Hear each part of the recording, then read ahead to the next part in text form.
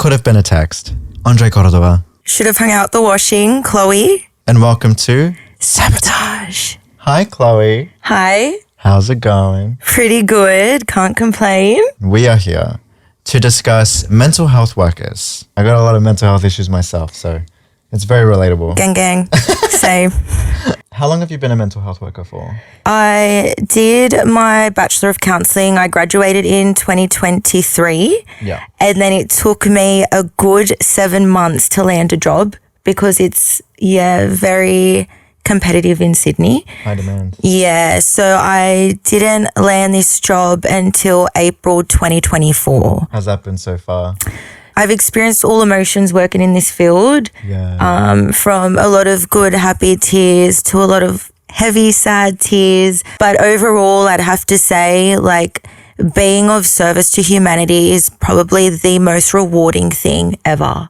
And my life got better and I got better since working in this industry. I do have a lot of respect for those who can work in the field. I mean, just speaking from personal experience of how I used to be very unstable, I know that I was difficult to be around. So I can very much imagine the array of struggles that people are experiencing and how do you go about managing that and helping them without enabling them and all this sort of thing. That what you just said, helping them without enabling them, I feel like that's such a big thing. And honestly, I'm so blessed to work for a company where there's so much support. Yeah. And everyone in my team, in my office, all have integrity. We all love what we're doing. In terms of working with the clients, it's all really tailored to each individual. Yeah. And working in a person-centered approach, I feel like that's everything because at the end of the day, they're the center of their universe. Yeah. And we all have the answers. But I guess it's just having the right people around you, asking the right questions and facilitating in a way where individuals are able to use their own autonomy and find those decisions and make those decisions by themselves. Yeah. And when you work that way, then you see they start to be able to trust themselves more. I had to learn that the hard way. Okay, what do you mean by that? Well, because I was undiagnosed for so long. Growing up without any support because my parents were too busy abusing me. You have to navigate the world as an adult being mentally handicapped.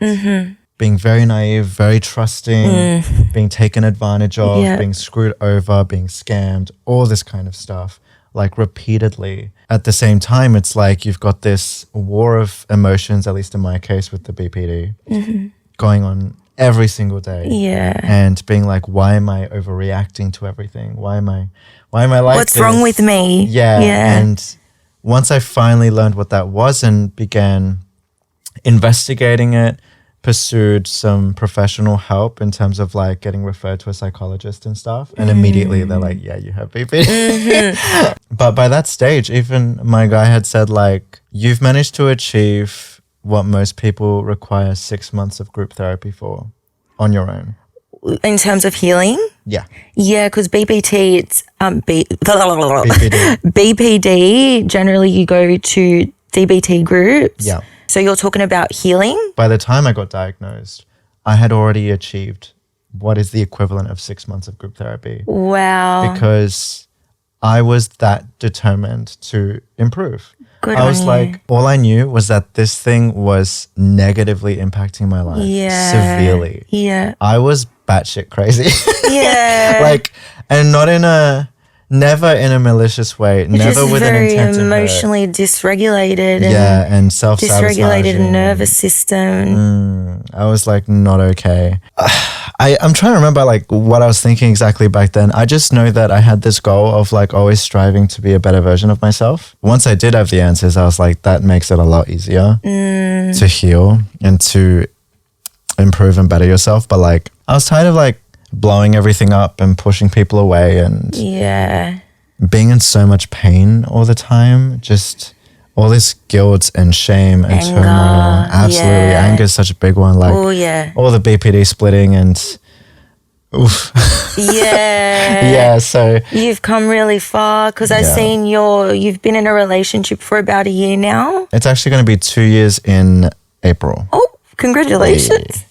And so I know when we enter, healthy relationships and whatnot, there can still be those triggers there. Oh, absolutely. Because we heal in relationships. It's been so fucked. Like, it's been great. It's my first healthy relationship. Yeah. The ones that came prior, all abusive, Me too. narcissistic. Yeah. Like, I was given nothing but trauma out of those for the most part. And this one being my first healthy, that's where the CPTSD came out. Oh, yeah. I was like, oh, boy. I had been diagnosed with it prior, but I figured that I was like good because I wasn't having any issues with it until I got into a relationship. Yep. And I was like, what is happening? Yeah. I am very, very lucky to have Benji because he is so patient and so kind and understanding. And I just feel so bad. I feel so guilty when I do have those moments where I'm overwhelmed and I split and I like fucking hate bomb him. Like, I don't want to be doing any of these things, and it's improved a lot even since the beginning of our relationship. Like, it was never super often or anything, but that CPTSD was the bane of my existence. Oh, yeah. For the good first like 6 months or something, because I've still got issues with it, but it just fucks with your head. Yeah. You don't know how to like function in a healthy relationship. CPTSD is the worst because like it's happening in your waking life and then you'll go into sleep and you'll have nightmares, or you'll go to bed with anxiety or wake up with anxiety, and it's like you don't get a break. But when you enter a healthy relationship, and you mentioned that Benji is very patient, what happens is these people, so your partner holds up a mirror because this is just what happens in those like divine unions, those sorts of relationships, especially when you come into it with trauma. Yeah. And it's like, okay, this is a healthy space. This is the trauma space. We need to bring up, force the trauma stuff up so we can heal through it. Yeah. And you can't have that sitting there if you want to be in the healthy space. So it's like, it's got to come up so it can come out. Exactly. You're not going to be able to process it and move on unless you like address it. And there were just things that I didn't realize needed to be addressed. Because like, I was good. I'd come so far. I became a social butterfly, which is the polar opposite to how I began. Common thing with a lot of people who have these mental health conditions is we do not have fucking friends. Like, for a long time, we do not have friends. It's a lonely experience. It's a lonely journey. Lonely. Yeah. To be the complete opposite now, where I know so many people, I've got a really lovely network of close friends and stuff like that, to then go into a relationship and be like, oh, okay, I'm having like a whole new set of problems, which just makes me feel guilty all over again, because it's like, I can't help it. I don't want to be this way. It's affecting our relationship, like that kind of stuff. But I tell you what, because I've been through DV as well 3 times, and then my last relationship was just toxic AF. Yeah. So I've spent the last year and a half or whatever really deep into my healing. I sat with a lot of plant medicine last year. I turned my life around last year. Yeah. I had the opportunity and absolute privilege to meet Chloe all over again, who she is on her own, on her 2 feet. Yeah. I don't want to be on my own forever. I do want to be in a relationship eventually, like when the time's right. Yeah, for sure. And I already get a little bit of that dread because I'm like, okay, here's solo single Chloe. Yeah. But I know as soon as I get back into that relationship, they are going to be a mirror. And my stuff, it's inevitable. It's going to come up. Yeah. It's such a hard transition from the independence that you've learned to develop and cultivate and really cherish. Yeah. And then it's like, okay, so before with my BPD, I had this very like unhealthy, anxious attachment, right? You have your whole favorite person situation. Yeah. And it always fell apart. It always blew up, always a burning bridge. It reached the point where I was like, I'm sick of this. why do I always have to be reliant on somebody else for my happiness? Yeah. Why do I need somebody to be my favorite person? Why can't I be my own favorite person? Woo! I love this. Yeah. So that's what happened. And that's what I did. Yeah. And I was like happy and single and all that stuff. And I was like, if it happens, it happens, whatever, men are the worst anyway. So then it did happen. It was definitely a learning curve of like, well, I feel this strong, like incredibly strong desire to keep a lot of this independence, but I need to like let loose a bit so I can have someone else in there. The flip side of that coin is I do love being with him. I love the attention. Like I love loving him and him loving me. And yet I'm like concerned that if I'm not careful, I'll fall back into that old habit of placing that need for happiness on him. I see that's like so powerful about you. Yeah. Just all your awareness. You seem to be very introspective, and I feel like that's so evident in all your podcasts that I've seen anyways. Like you really have that about yourself, and I feel like that's what puts you 10,000 steps ahead. I feel like you're walking through this earth and you're walking your journey and you're being conscious and you're saying, hey, this is who I am. This is what I do. I can be emotionally reactive. And to me, it just sounds like you're owning it. Yeah. You're aware. And I feel like all of that is just so much healing and so much growth. And I just think that's so beautiful. And thank you. Yeah, I love you. I love you too. Like, you should be so proud of yourself regardless, because not many people in the world carry themselves like that. Yeah, you know what? I have thought about that many a time, and I do have to remind myself to be proud of myself, which was another thing to learn, by the way, because that was like, used to be impossible, especially when you grow up with DV and being abused and shit, like raised to believe that you're nothing and that you're worthless. It's very hard to be proud of your own achievements. But very proud of my progress, and you're absolutely right with that stuff. Like I've told myself before, a lot of people never get this far. But at the same time, I'm like, fuck, man, it's so hard because you still fuck up and you're still like, but I do really appreciate that. And I'm glad that some people like you, and I'm certainly hoping my boyfriend can see that.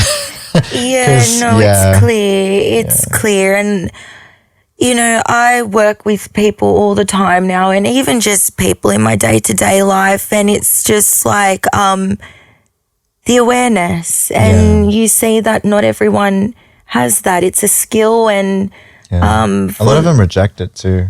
That too. Yeah, I feel like a big part of like this human experience as well is just surrendering and just, okay, this is what it is right now, and this is where we are, and I'm Chloe and you're Andre, and these are our unique journeys that are tailored to us and that are for us. And I'm not perfect. I work in this field, and I've had a very colourful past. I've been through abuse. I've got a lot of trauma as well that I've had to work through, and that's my journey, and here I am now. And where am I taking this beautiful human experience next? It is what it is, bitch. It is what it is, bitch. Oh my God, I love that. You've, as you said, worked with clients. Before we began recording, you mentioned there's like a particular process involved, like regarding when they go to the psych ward and you're there for when they get out? Yeah, so essentially I work for a non-government organisation. It's called that, but then you're funded by the government. It's just, services these days. And I'm so blessed to work for the organisation that I do. Like, so lucky. How it works with generally a lot of people, a lot of the individuals that come out of the psych ward, although I have to say I am working with a lot of people still in hospital. When they come out or when they're in, we kind of come in, and what we do is we're like, okay, you're here, but where are we going now? We take a recovery and rehabilitation sort of approach. When we're in sessions with our clients and they start moving into the trauma space, it's like, okay, like I see you, I hear you, but that's not how we work. we want to bring you back so we can help you start taking those steps forward. Exactly. And it's really beautiful, like when you see some of these individuals over the months and they heal and they grow and they get to a point where they're like, okay, like I'm ready to exit now. Like, we don't need you anymore. And we always say, like, we want the individuals to put us out of a job. Yeah. We want them to get to that. Working in this field has, like, taught me so much about me too. Yeah. Like, my levels of gratitude with my experience and my journey is just, like, through the roof now. Like, I just wake up every day and I feel like I'm the luckiest girl in the world, living the life I live, just because I know, even though I've suffered and I've had multiple like soul deaths in this lifetime, like I'm so lucky because I get to live this life today, and I actually really could have it so much worse. A lot of the individuals we work with as well, they fall through the cracks of the system. Yeah. One of the examples as to how it ends up harming people further. Oh, yeah. Yeah. Yeah, like Australia needs to do better. Pretty much. That's kind of the gist of it. And like, I think a lot of these medical fields are underfunded, they're understaffed. Yeah, absolutely. Yeah. I know psychiatrists are going on a bit of a strike now. Really? Have you heard about that? No. I think it's 200 psychiatrists in New South Wales are stepping down due to a number of issues, but one of them's, funding, being underpaid, overworked, that sort of thing. Yeah. Yeah, I remember last year, the first time with someone I was working with, I was there to witness injustice by a GP, and it was just not a great experience. Just, they're not trauma informed. There are people who like are in the industry, so to speak. They're in the system, they're in the medical field, like psychology and mental health, and yet they don't know what they're doing. They've not been trained to deal with any of that. And it's like, look, I understand that mental health was not taken seriously until very recently. Very recently. Super fucking recently. Yeah. And even then, it's still a struggle to be taken seriously. So, like, I get it, but why are you here if you are going to, like, pretty much deliberately mistreat clients? Yes. And shame them and just make them feel horrible. Like, I remember when that incident happened, when I got back to the office, I just walked into my supervisor's office and she literally had to hug me, and I just broke down. And just being on that end of it where it's like I was witnessing and I was like trying to advocate, but the situation was getting out of hand, and I was just like, I can't believe I'm seeing what I'm seeing right now. Yeah. That'll make me so angry. And like I said, I'm so lucky to work for the organisation I work for, because everyone's working with integrity and really cares. And but I feel like organisations like that, there's a minority. Absolutely. Yeah, because I was going to say it's really sweet that you all are like that, because I think the common experience is not that way. Like, so many people, I mean, even when I go to the GP or I see, like, my current GP now, he's good, but I've been to so many doctors and so many specialists who, when you have to give him your history of like, what's the deal with blah, blah, blah, and I mention my mental health conditions, it's not just a matter of like, oh, what does BPD stand for again? Like, it's literally, and how do you know that you have this? And I'm just thinking, like, it's in there, and I should not have to explain again, firstly, but I'm not just saying it. Like, I was fucking diagnosed. I should not have to prove that I have these conditions every single time I see a so-called specialist. Yeah. Like, how do you not know this? It's like re-traumatization. It's so invalidating. And invalidating, and they're very, like, dismissive about it. Dismissive, yeah. Yeah, I hate that. Yeah. And it takes everything in me to just not snap at these people, because it's like, I just have to say, if you feel like you need to use your voice and you're not okay with it, don't be okay with it and use your voice. If you ever feel like I don't know, unsolicited advice here, but if you ever feel like you're in that situation again, don't be scared. That's all I have to say. Do not be scared. And if you feel like you need to, you know, use your voice and put your foot down, go for it. Yeah, these days I definitely do. I try to not be rude about it. I'm just like stern and very direct and stuff. Yes. I'm like, yeah. But sometimes, man, you forget that these things happen, and then you're reminded when reality hits, and it's like, oh, I'm talking to another person and this person's fucking dumb. Yeah, not even just with mental health. Like sometimes specialists are deliberately, look, I totally understand that you would get a lot of time wasters. You'd get a lot of people and clients who are like, what's the word when you like hypochondriacs? Yeah. And stuff like that, where you think you have everything, or you've been like Googling it and you go down the rabbit hole and think you're dying and shit like that. I get it.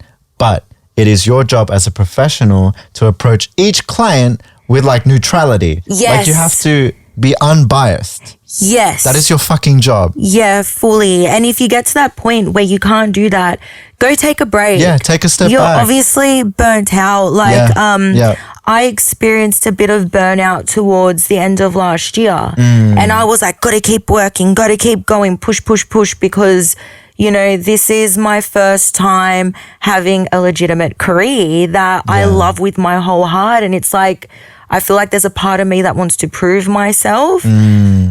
So I got severely burnt out and I was not okay. But management stepped in and they're like, right, what's the plan? Like, what are we doing?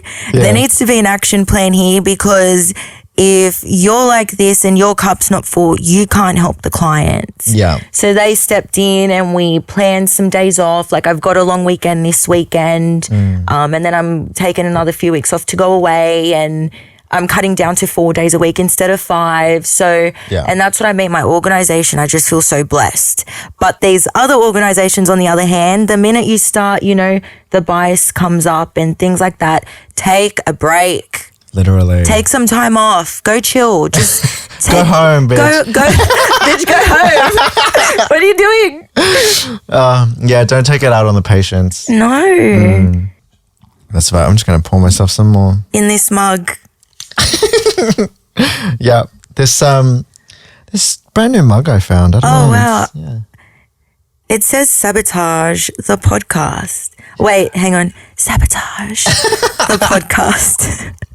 You also do creative things. I do creative things. Yeah, which one might not think when talking about like mental health workers, but you're a belly dancer. I'm a belly dancer. Oos. I don't know why I just said that. All right, tell us about that. You've been doing it how long? Okay, so essentially I started taking classes last year with the intention to do it professionally. Yeah. No, not last year, the year before. Wait, what year is it? It's 2025. It's a new year. It's a new year, so 2023, sorry, I started taking classes with the intention to perform. So, which you were doing a lot last year. Yeah. So pretty much like when I was 18, I left school and moved to Melbourne, and I danced full time. And then I ended up with eating disorders, ended up in hospital. I was really unwell. They were calling me fat all the time. What? Yeah, I literally had to, before I started like weigh myself and give them my weight. And oh my God. Yeah, it was brutal. I hate people. Yeah. I hate them. I fucking hate people. Yeah. Like the way that they're constantly trying to reinforce in women that they're overweight when they're not. Yeah. Is so fucked. Yeah, it's like if you want to be a dancer, you need to be underweight, not healthy weight. Yeah. That's dancing in Australia, I feel. It's very like behind. But yeah, so I went through all that and they invited me on to stay a second year. I was like, no, hell nah. Toxic as fuck. Toxic as fuck. So I moved back to Sydney, entered my first abusive DV relationship, and it just went downhill from there. I just got into all sorts of things, stopped dancing, got into partying, I was in and out of like my spiritual practices as well, because that was like a big part and has been a big part of my life. So last year, what happened was I sat with, you're Peruvian. Peruvian, yeah. So I've been sitting with a lot of ayahuasca over the years. Oh, really? Yeah, and last year I sat in a lot of medicine journeys. Like I was in a lot of journeys, and the last part of myself I had to shed before I embarked on this new journey and reignited my dancing and everything was this spiritual ego I've been walking around with. And I call it that because it was like this identity I've been carrying, and it's been keeping me in this little box. So I shed that identity and I just came back to Chloe and who Chloe is without labels and this and that, and got rid of my dreadlocks that I had and all the rest of it. And then one day, it was all by accident. So one day, you tripped and fell. I tripped and fell and became a belly dancer. Yeah. I got up, I was like, damn, this is a nice outfit. Yeah, exactly. So in our like WhatsApp group where I was going and doing my lessons and everything, one of the girls who dances professional was like, I'm desperate, I need someone to cover this gig tomorrow night. And I looked at it and I was like, go away and sit on it. Like, sit on the message, because I wanted to be like, yeah, I'll do it. I got really anxious and I went away and I thought about it, and then she messaged again. And I was like, fuck it, just do it. Just do it. If you don't start now, when are you going to start? So I went and did this gig, and then I posted a video, and then from that one video, agent saw me and was like, I'm desperate, I need a belly dancer for this gig this weekend. And I was like, okay, I'll do it. Yeah. So I went and did that. I've been nonstop every weekend just about since. Wow. Since about June last year, I've been nonstop. And it was my intention since I was a little girl when I first saw belly dancers, and, you know, in Greek culture, we do sifter deli. And so I've always loved it. I've always wanted to do it. And it's always been like this really pure thing in my heart. And then, it's just been one thing after another. And now it's my whole heart. I love that. Yeah. And I've reignited dancing again. I do podium stuff as well at Massive, which is like a hardstyle club in the city, and I love hardstyle, so I'm really in my element there. And the girls I get to work with there are so freaking beautiful, so supportive, so healthy, and I've really connected with some really beautiful, aligned souls whilst I've been on this dance journey again. That's cute. Yes, girl, I need to be like doing that this year with gigs. I gotta get because so far, like, I'll have a gig now and then, so in a way it's a bit exclusive. It's like, you know, take your opportunity when it's here. Yeah. But at the same time, the reason for that is due to my mental health. Having the mixture of like BPD, ADHD, CPTSD, anxiety. Yeah. I love performing. Yeah.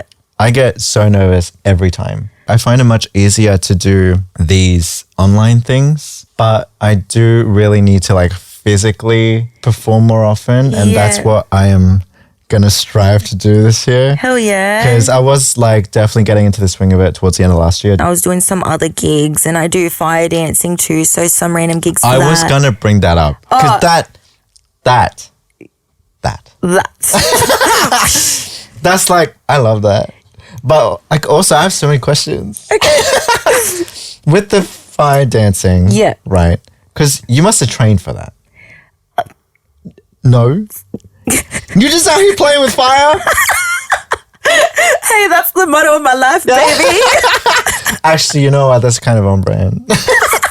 I love that. To be honest, I would probably do the same. But do you want me to tell you what happened? It was like by accident. You tripped and fell. And you picked up a fire baton. That's literally what happened. I made a friend at Dragon Dreaming, which is a bush doof I went to last year, and he was like psychoanalyzing me, and he's like, we got talking about a Rubik's Cube and how I'm like a Rubik's Cube, and there's many like facets to me, there's many faces. And I was like, okay, that's a little that's a little much. That's a little it sounds like he was going a roundabout way of trying to get in your pants. I don't know. Oh, I didn't think of it like that. That's what that sounds like. Oh. You know, like, oh, mysterious and like, you know, you're like a Rubik's Cube. You're so complex. You're so... Fuck off. Surprise, surprise. People have like layers. I mean... Yeah. Like, have you seen Surprise. Shrek? I don't know. Fucking... Okay, you were saying? I was saying, well, that's actually so true because I feel like with everything I have to say, there's a deeper story and there's a deeper meaning. So with the fire stuff, I was really big into going to bush doofs. Yeah. And I was living that life in the bush for like 5 days, having mushrooms and blah, blah, blah. Anyways, so yeah, one day I was like, I want to do that. So I just bought some like fire props and lit it up and... I love that though, because so many people will tell you like, it's been ingrained in us through society and just the typical standard stuff that they teach you that like you have to go and study this and you have to go and do this for years before you can enter this job and boring. do all that. I copped that with my belly dancing. It's such crap. Yeah. It's like, no, you can teach yourself, you can learn yourself. You don't need fucking 5 years experience to do a job that's literally just manning a bar. All these companies are like... Experience. Yeah. I went through that with my belly dancing. I've copped so much shit about my belly dancing, but yeah, with the fire. So that's how I started. But then obviously I got in with the right people and then I ended up doing... It's all networking. Yeah, it's networking and I ended up connecting with another beautiful fire dancer in Sydney who taught me a lot about safety, how to set up a performance. And so I did do some like fine tuning sort of classes with her, especially with like my fire fans and that sort of thing. Which is important because, I mean, you are fire using safety. fire safety stuff. Yeah. Especially in Australia where bushfires go. Yeah. So, a lot of measures in place. And even at bush dwarfs, the minute the wind's going too much, like it's too much, like, all right, fire show might be cancelled tonight. So everyone in like the fire community in Sydney, what I've noticed, which is brilliant, is they're really big on safety, which you have to be. Exactly. And I've really gotten like a lot more serious about all that too than years ago when I first picked up fire and was a bit la-di-da-di-da, but now I'm a lot more... You're like, lol. Ruffle. We're like, eating the fire. Yeah. But yeah, so... Wait, so have you been eating fire too? Yeah. How the fuck does that work? Don't try this at home. Don't do it. Don't do it. If you do it, girl, that's natural selection. You're a dumb fuck. That's what I'm all about that. Like, I'm all about natural selection. Yeah, because people act like, I use this as an example all the time, but like a while back when people were taking selfies on cliffs, which they still do, right? And then they'd fall off and die. And then other people are like, there should be railings there. No. That's natural selection. You are fucking stupid for putting yourself in a position where you're very clearly gonna fucking die. Fuck off. Nah, man. That just means you're fucking dumb. Yeah, I think once I made a comment to Greg about natural selection and we started laughing.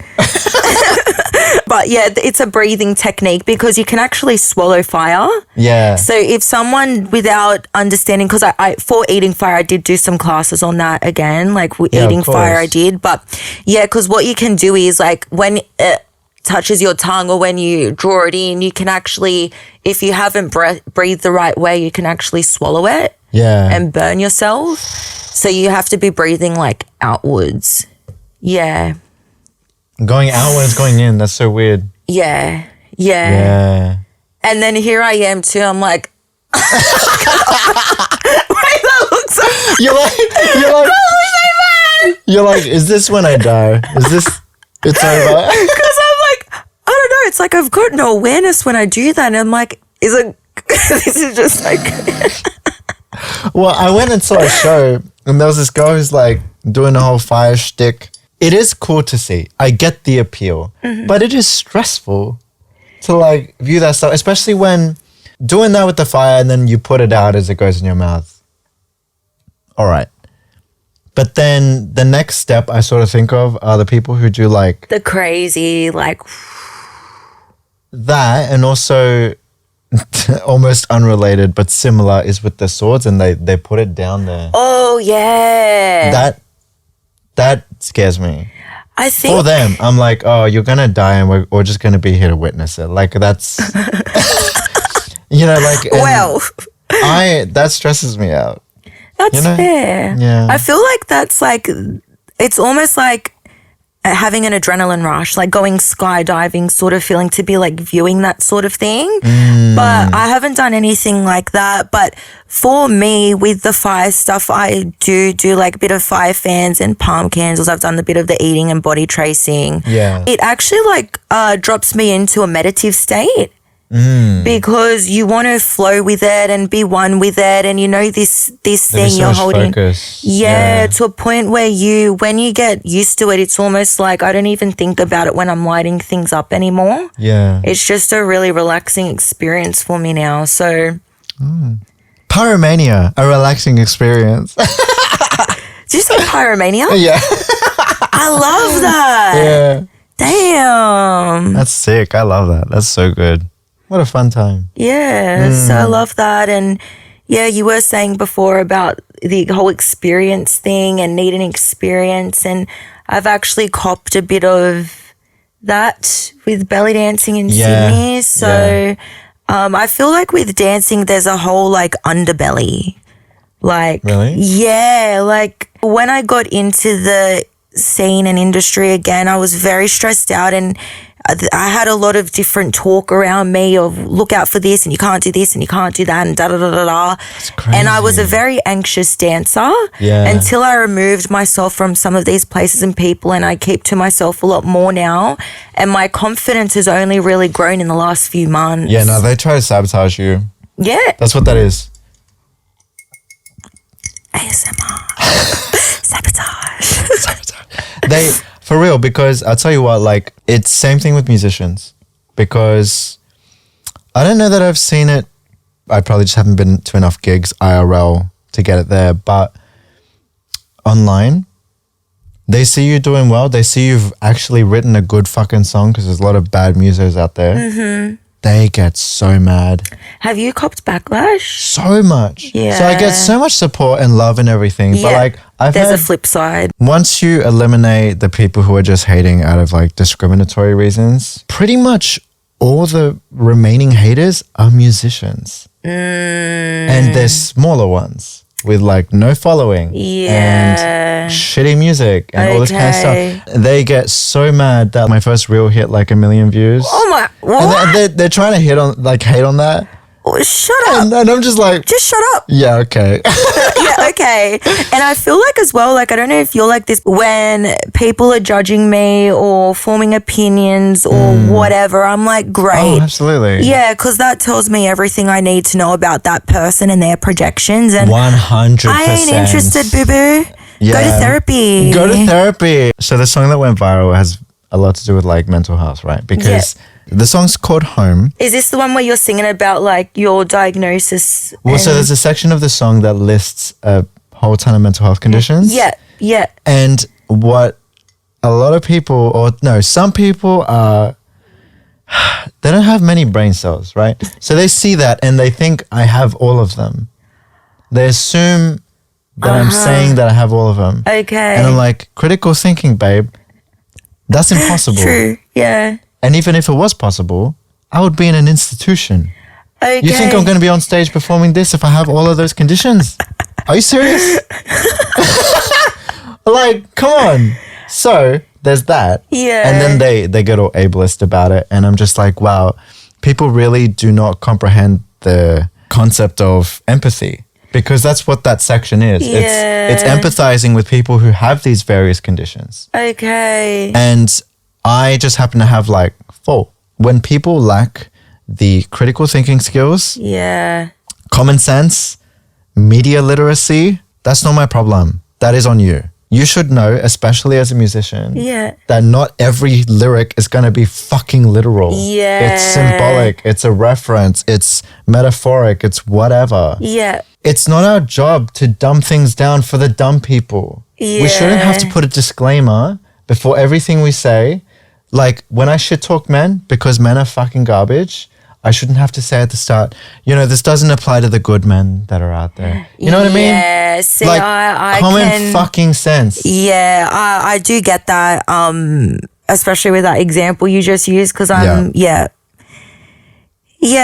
it is a wild world we live in, and I feel like people are very distracted these days. They're too worried about everything else and everyone else, and I feel like they use that and do that and project to drown out the sound and the voices of their own inner demons and insecurity. If people just shifted their eyes inwards and look in the mirror and go inwards and that sort of thing, I mean, I think you could make your own little universe a lot more peaceful. Yeah. You know? Sure. Absolutely. Rather than worrying about Sally and Susie and Tom and Harry, and just go build your own beautiful little universe and let people do them. Yeah. It says a lot when you're out here just spreading negativity and trying to bring others down. I've had so many musicians, smaller musicians, trying to hate on me when I'm doing well. Yeah. And it's that deep insecurity, whereas you've got like bigger musicians who are out here liking the viral reel. Like, I kid you not, Beta Boopy, I can't remember her fucking artist name. There's like some big artists who have liked the reel that went viral. Yeah. And clearly enjoy the music and stuff, or like followed me or whatever, and that's been really cool. But it's always the smaller ones. So yeah, I've noticed that too with my belly dancing. Yeah. If they see potential in you, they're gonna try and like fuck with that. Yeah, no, I've just had my chin up. I've been going full throttle, and the thing I love about the fact that I'm turning my Instagram more like professional and more about belly dancing is that people form all sorts of judgments and opinions about me. Like, they either think I'm just like this girly girl, or they think I'm a hoe or something because I dance, when really I've been on this belly dancing journey, and I get all sorts of really inappropriate inboxes. We'll get to that in a second. And people making all sorts of judgments, and I'm like, you know what? The most spiritual thing I can do is walk this path that I'm walking now, because it makes my heart fucking sing. What is more spiritual than that? You know, and what is more me than doing the thing that makes my heart sing? Exactly. What were you gonna get back to? Oh, just so as you work in belly dancing and stuff, especially as a woman, doing literally anything that exposes a bit of flesh. Yeah. Right? Yep. What are some of the experiences you've had? The inappropriate, unacceptable? Well, I received a message, a voice message, like a few weeks ago, and it was really like, "Hey, baby, you're gonna make some time for me? I can't do it. I can't even do it." Yeah. And I'm just like, no, I'm not gonna make time for you. I don't even have time for myself right now. Yeah. How am I gonna make time for you? Who are you? Who are you? Mom. Daddy, help. But yeah, no, I've received some funny inboxes and things like that. And if anything, it's actually because I'm trying to heal these wounds around men, because I don't have any men around keeping me safe, protecting me, that sort of, just in general. Yeah. I'm out here protecting myself. Exactly. And just to reiterate that point, they're fucking liars. Men, especially the red pill bros who are like, oh, you know, like, the men protect the women and so they should be doing this and that and blah, blah. Men do not protect women. The majority, like, they do not care. They do not try. Yeah. Something's happening, they just watch. They let it happen. They're complicit. Yeah, enablers. They enable it, all that stuff. So it's like, fuck right off. Do better. Either do better. Well, no, do better and shut the fuck up, because women can protect themselves. Yeah. And they'll stand up for themselves, and then they chuck a fit when they do. Yeah. And it's like, bro, where have you been? Reminder as well, what are you protecting women from? Other men. Mm-hmm. I.e., men are the problem. Yeah. Literally. Like, where is this? Where does that logic go? I've really noticed a lot. That's really been, I think, like something really deep that I have to work through. And it's like, how do I work through that though if no men around me are being safe? But in saying that, I have to say, some of the guys that drum when I'm dancing, they're very protective. I'm very happy to hear and that. They will like literally try and drum around me just to kind of keep me safe.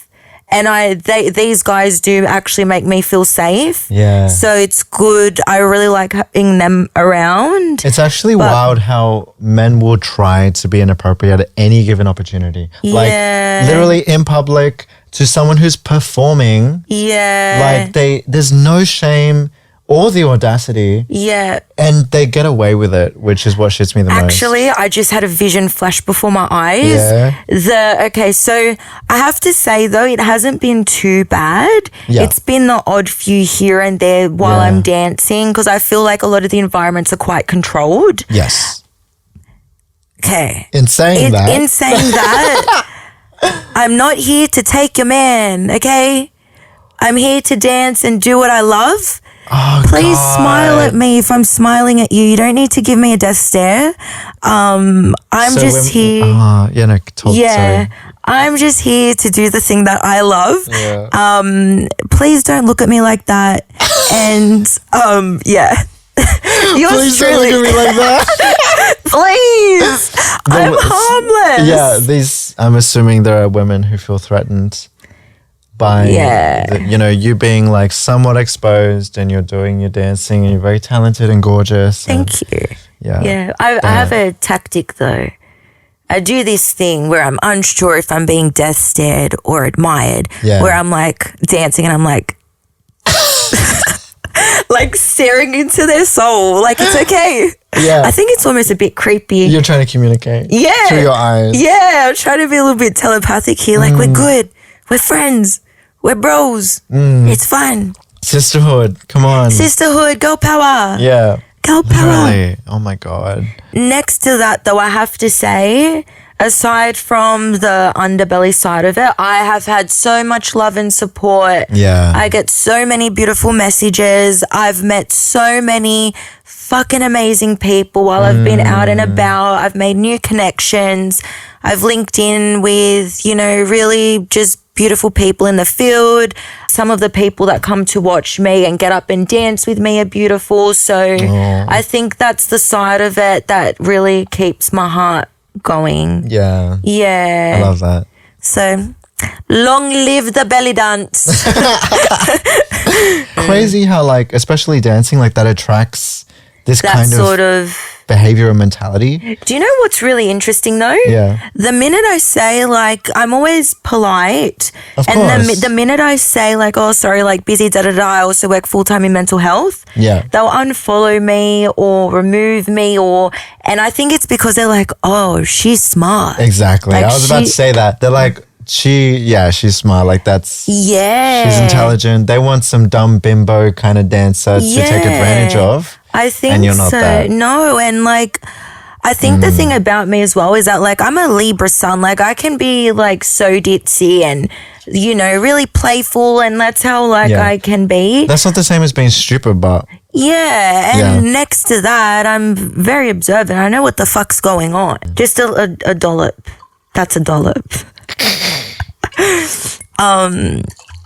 But yeah, so it's been very interesting to navigate, but I would love to like do something one day. I don't know how, like just teaching the younger generations how to support each other more and less competition and more love and more support. And, we all start somewhere, and that's me with my belly dancing. Like every belly dancer started somewhere. Yeah. And where I started last year to now, I've improved so much, and I still got so much more improving to go. And that's what I do here as well. I use this podcast to like empower people, minorities especially. Yeah. And be like, self-respect, self-esteem, you deserve better. Do not settle. Fuck that shit up. Like I used to be the most shy and reserved person because of how I grew up. And now I'm the most outspoken person. You on stage. I will like throw hands, bitch. I will fight people. I love that. Do you know what? I'm actually a lot more like that too. Yeah. I mean, I've always had this little feistiness about me that comes out from time to time. But I've noticed now, like the other day I was in Priceline and I said to the woman, like, I need eye drops because I've had like a reaction to my makeup and my eye was inflamed, and I was like, this is what I need. And she was like, the worker was like, why? And I'm like, because that's what I need. And she was like, and then I was like, I'm sorry, what was that face for? And then she was like, oh, I'll take you to the pharmacist. And I was like, yeah, bitch, you will. Yeah, bitch, you will. You will. Oh my God. Yeah. Like, why are you here judging me? I very clearly explained when I didn't have to. I could have just told you what I needed. Yeah, because she was like, no, I think you need these ones. And I was like, no, I need those ones. That's what I've been using. Yeah. And she was so taken back. And I was like, I'm done. They think they can get away with like being rude and stuff. Yeah. Like, it's always the like little things. That's the other thing that happens to me a lot. What? And happened to me with my dancing a bit, the passive aggressive behavior.